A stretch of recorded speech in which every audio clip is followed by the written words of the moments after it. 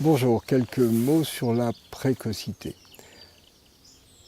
Mais avant de parler de précocité, je vais vous parler un tout petit peu neurosciences parce que en 2003, les travaux de Antonio Rodrigo Damasio ont modifié profondément la façon dont on conçoit le fonctionnement du cerveau. C'est-à-dire que jusqu'à Damasio, jusqu'à 2003, on considère que ce qui est dominant, c'est la pensée. Les émotions étant quelque chose qui est vécu comme négatif, comme venant gêner la pensée. On croit que l'influx nerveux arrive, qu'il passe bien sûr par le reptilien, qu'il monte ensuite dans le cortex, dans la pensée, que la pensée déclenche des émotions, que ces émotions viennent gêner la pensée. Voilà. Et puis Damasio, qui n'est pas du tout un psychologue, qui est un chercheur en neurosciences, démontre que ça ne fonctionne pas du tout comme ça. En fait, il y a le reptilien, c'est-à-dire les sensations, les besoins primaires. Ensuite, il y a les émotions. Et en dernier seulement, il y a la pensée. C'est-à-dire que la pensée, c'est un effet secondaire des émotions. Et ça, c'est très très important parce que énormément de psychologues qui travaillent sur la précocité ont été formés aux théories qu'il y avait avant Damasio, c'est-à-dire lorsque l'on pensait que, oui, c'est ce qu'il y a de dire, lorsque l'on estimait que l'intelligence, la pensée, c'était important. Alors que depuis Damasio, on sait que l'intelligence, la pensée, etc., c'est pas si important que ça. Et évidemment, lorsque l'on parle de précocité, le fait de sans arrêt parler d'intelligence, tout simplement, depuis Damasio, ça ne tient plus. On peut rajouter aussi que toutes les théories freudiennes, lacaniennes, etc., ont été balayées par les théories de Damasio. Il a fallu, ça a été mon cas, à ma façon, il a fallu repenser la façon dont on aborde l'humain et notamment la souffrance humaine. Donc pour la précocité, on met de côté tout ce qui concerne l'intelligence. D'ailleurs, recevant énormément de personnes évaluées comme précoces, intellectuellement précoces, surdouées, au potentiel atypique personne dans l'intelligence ou l'émotion, enfin, tout ça c'est pareil, je peux vous dire que jamais une seule personne n'est venue me voir pour un problème lié à de l'intelligence. À chaque fois, il s'agit de problèmes de gestion des émotions. Alors, qu'est-ce que c'est donc que la précocité? C'est très simple. Le cerveau est composé de ce qu'on appelle des neurones. Les neurones, je ne sais pas cette taille-là. Les neurones, c'est des petits fils électriques. Chaque neurone est relié lui-même à peu près 10 000 neurones. Et donc, c'est des petits fils électriques dans lesquels passe l'influx nerveux. L'influx nerveux, c'est du courant. Et donc, on peut mesurer la vitesse du courant, la vitesse de l'influx nerveux. Cette vitesse va dépendre de deux facteurs. Le diamètre du neurone et des facteurs génétiques. Il y a en effet des personnes pour qui, génétiquement, la conduction électrique est plus rapide que pour la majorité des gens. C'est dans ce cas-là qu'on parle de précocité. La majorité des gens ont une conduction électrique qui oscille entre 1 et 100 mètres secondes. Les précoces sont des personnes qui ont une conduction électrique dans le cerveau qui va beaucoup plus vite.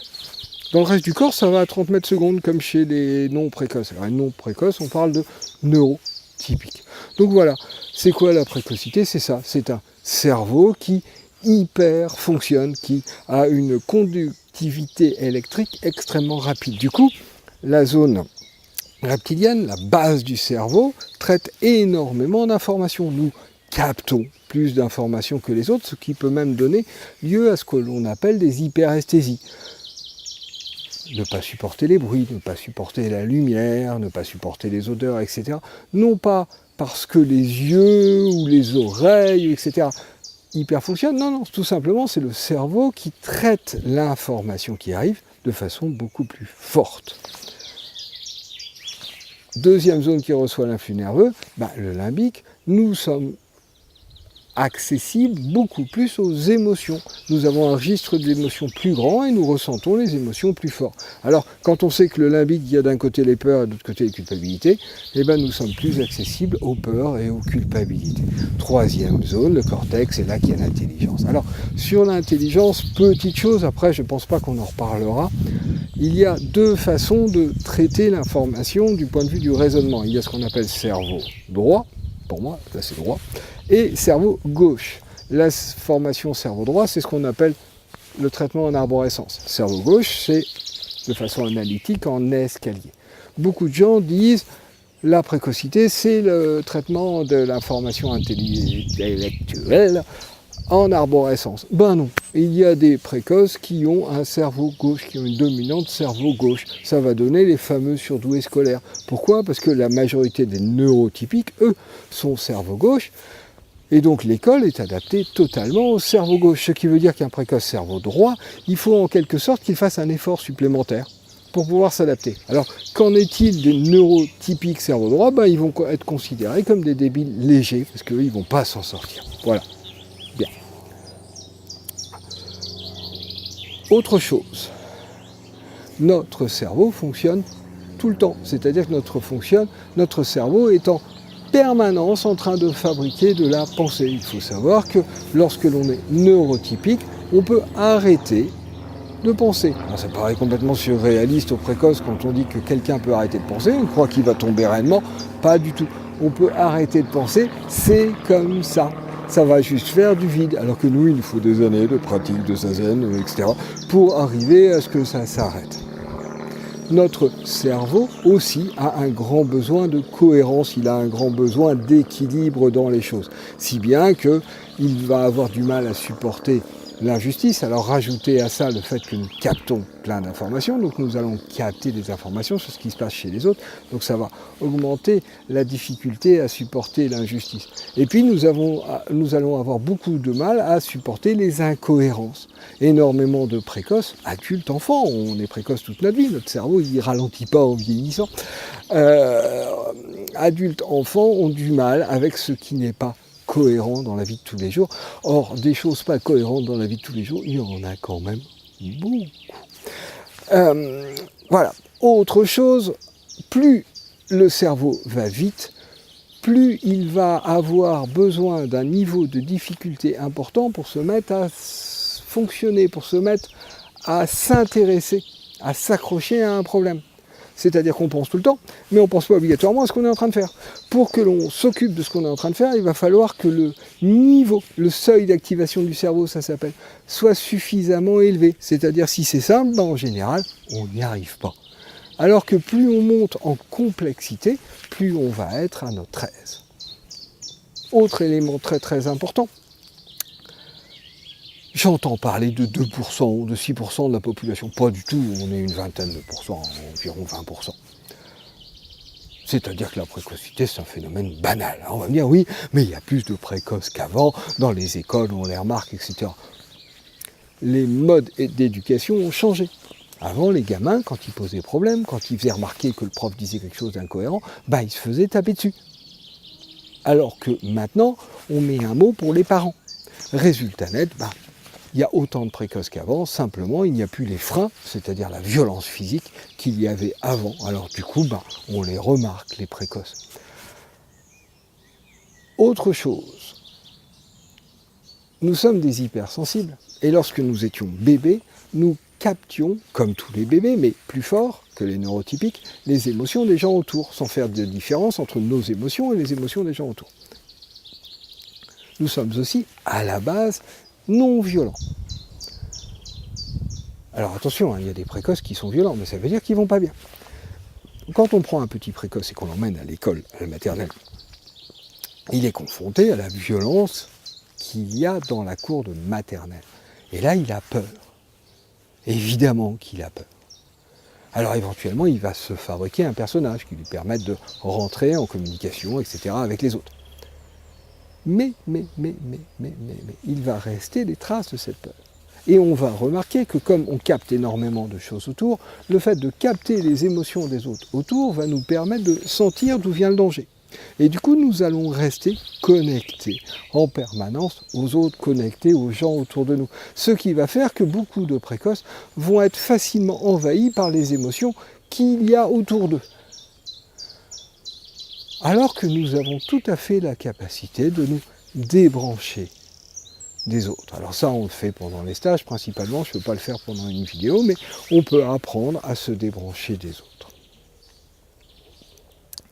Il y aurait comme ça plein d'autres choses à vous dire. Par exemple, Lorsque un précoce rencontre quelqu'un pour la première fois, il a un ressenti, ensuite il observe le comportement et en dernier il regarde l'aspect.